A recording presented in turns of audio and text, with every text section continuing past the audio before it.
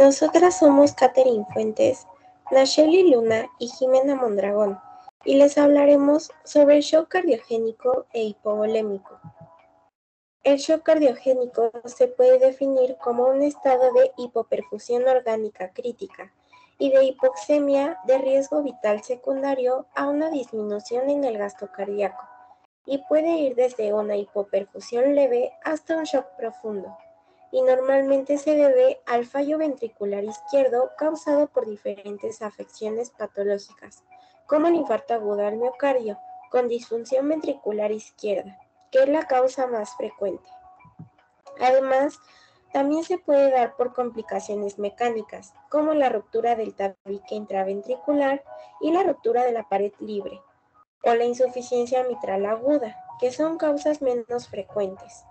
Además, puede ser causado por una enfermedad valvular descompensada, miocarditis aguda, arritmias, entre otras.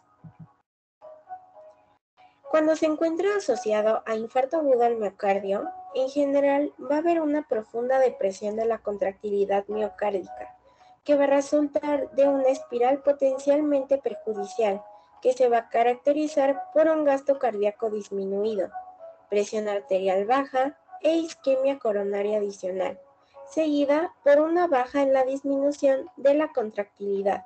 Y si no se toman medidas adecuadas, estará en riesgo la vida de nuestro paciente. Además, va a haber una vasoconstricción sistémica compensatoria, que va a resultar de la lesión cardíaca aguda y el volumen sistólico ineficaz. Por otra parte, va a haber hipoperfusión secundaria a alteraciones a nivel de la microcirculación con una importante deuda de oxígeno a nivel tisular. El volumen va a ser ineficaz a nivel circulatorio.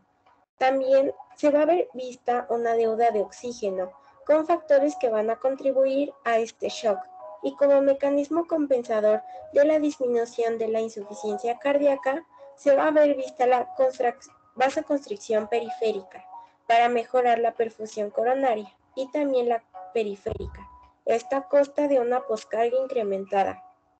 El óxido nítrico sintetasa endotelial va a jugar un papel en la producción de óxido nítrico, con un subsecuente incremento en las concentraciones, que junto con el peroxinitrito va a tener un efecto entrópico negativo y van a ser cardiotóxicos.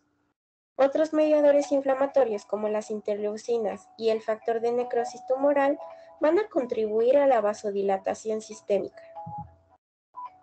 Para tratarlo, se necesita de una reperfusión coronaria, ya que esta va a ser la principal intervención terapéutica, basados en evidencias con pacientes de esta enfermedad. Una vez que el paciente va a ser admitido, se puede hacer uso de dispositivos de soporte mecánicos de vanguardia, como el balón intraórtico de contrapulsación o el ECMO, la oxigenación por membrana extracorpórea. Además, también se puede optar por la colocación de un catéter venoso central para administrar medicamentos vasoactivos. Estos medicamentos se utilizan para tratar enfermos que presentan este tipo de shock. También se puede hacer uso de intrópicos para revertir la contractilidad miocárdica deteriorada, inhibidores de fosfodiesterasa o sensibilizadores del calcio, ya que estos van a aumentar la sensibilidad de troponina C y por lo tanto la fuerza y la duración de la contracción va a aumentar en los cardiomiocitos. Además, los activadores de miocina cárdica van a jugar un papel muy importante al incrementar la actividad de la ATPasa de las miofibrillas, y así se va a aumentar la fuerza contráctil de los cardiomiocitos, sin incrementar la concentración de moléculas de ATP requeridas para la concentración. El shock hipovolémico, por otra parte, es una afección en la que el porcentaje de líquido de la sangre, es decir, el plasma, va a ser muy bajo. Las causas de hipovolemia van a ser los vómitos, diarrea o un sangrado excesivo. Esto puede ocasionar un shock, un trastorno posiblemente mortal en el que los órganos no van a recibir ni la suficiente sangre ni el suficiente oxígeno. Los síntomas que pueden presentar los enfermos son debilidad, fatiga, desmayos o mareos. El shock hipovolémico se va a deber a una disminución crítica en el volumen intravascular. La disminución del retorno venoso, por lo tanto, va a producir una reducción también en el llenado ventricular y en el volumen de eyección. Y si esto no se compensa con un aumento de la frecuencia cardíaca, el gasto cardíaco va a disminuir. El flujo sanguíneo hacia los lechos capilares en diversos órganos está controlado por las arteriolas.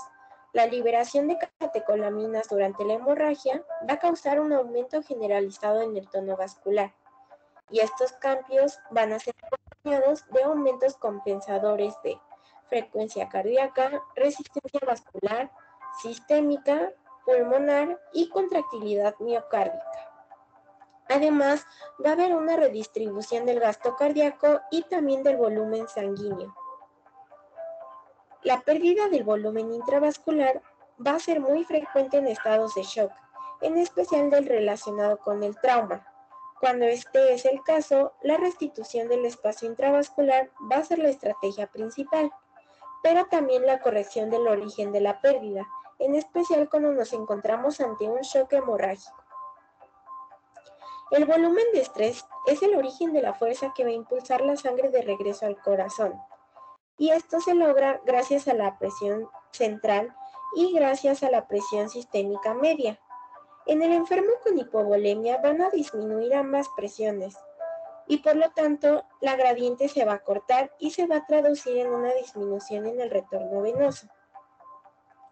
En cuanto al tipo de solución que se puede utilizar en su tratamiento, las soluciones van a ser infundidas en los pacientes y se van a distribuir inicialmente en el espacio intravascular, pero al poco tiempo se disminuyen también en los diferentes compartimentos y va a depender de su composición. Las soluciones utilizadas en este tipo de reanimación en el shock hipovolémico pueden ser tanto cristaloides como coloides.